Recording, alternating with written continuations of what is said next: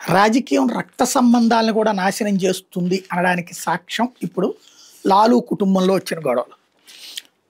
ఇప్పుడు కేసీఆర్ కుటుంబంలో, అట్లాగే ఇక్కడ జగన్ కుటుంబంలో, రాజశేఖర రెడ్డి కుటుంబంలో ఈ పదవీ వారసత్వపు తగాదాలు పెరిగి ముదురుతున్నాయి.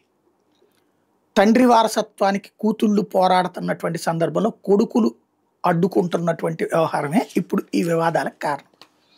ఇప్పుడు లాలు కూతురు రోహిణి తను ఆ మధ్యన వాళ్ళ నాన్నకి కిడ్నీ కూడా ఇచ్చింది. దాని ద్వారా బాగా ప్రచారం పొందింది. అమ్మాయికి ఎంపీ సీటు కూడా ఇచ్చాడు తేజస్వి యాదవ్. అన్న తేజ్ ప్రతాప్ యాదవ్ని తరిమేశాడు. అలాగే ఈ ఒక మీసా భారతి అనే ఒక సోదరికి రాజ్యసభ ఇచ్చాడు. ఇప్పుడు ఈ అమ్మాయికి లోక్సభ కావాలి, మిగతా ముగ్గురు చెల్లెళ్ళకి ఎమ్మెల్యేలు కావాలా, లేకపోతే ఎమ్మెల్సీలు కావాలి. ఇట్లా ఓవరాల్గా కుటుంబంలో ఆడపిల్లలందరికీ తలా ఒక ఎమ్మెల్యేనో ఎమ్మెల్సీనో ఎంపీనో, అట్లాగే ఇటు ఇదంతా ఇష్యూ. అదే కుటుంబ పాలన అన్నటువంటి దాన్ని బీజేపీ హైలైట్ చేస్తే, విపక్షాలు హైలైట్ చేస్తే, దాంతో అక్కడ అది కాస్త దెబ్బతింటున్నటువంటిది. ఇప్పుడు ఆ రోహిణి మొన్న ఓడిపోయింది ఎన్నికల్లో. ఓడిపోయిన తర్వాత తను వెళ్తా ఇప్పుడు కీలకమైన వ్యాఖ్యలు చేసింది.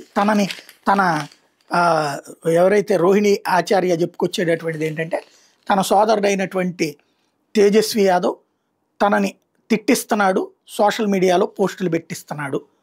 ఆ పోస్టులు పెట్టే అతను సమాజ్వాదీ పార్టీ ఎంపీ అనుచరులు, పెద్ద రౌడీలు.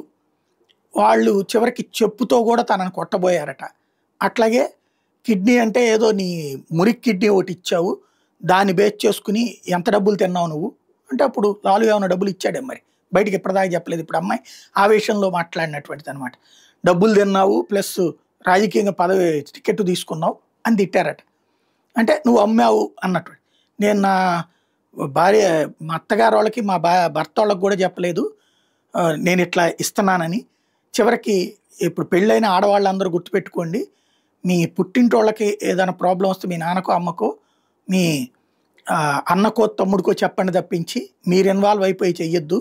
మిమ్మల్ని మీ సొంత ఇల్లు మీ అత్తారిల్లే, మీ అత్తారు వాళ్ళకి న్యాయం చేయండి, వాళ్ళకిట్టగా అబద్ధాలు చెప్పొద్దు, లేకపోతే దాచేసుకోవద్దు అంటూ చెప్పుకొస్తుంది. దాంతోపాటు ఇప్పుడు మరొక ముగ్గురు కుమార్తెలు, ఇప్పటిదాకా లాలు మీదనే పడి తింటున్నటువంటి వాళ్ళు ఇప్పుడు ముగ్గురు కూడా ఢిల్లీకి వెళ్ళిపోయారట, కుటుంబాలతో సహా షిఫ్ట్ అయిపోయారట.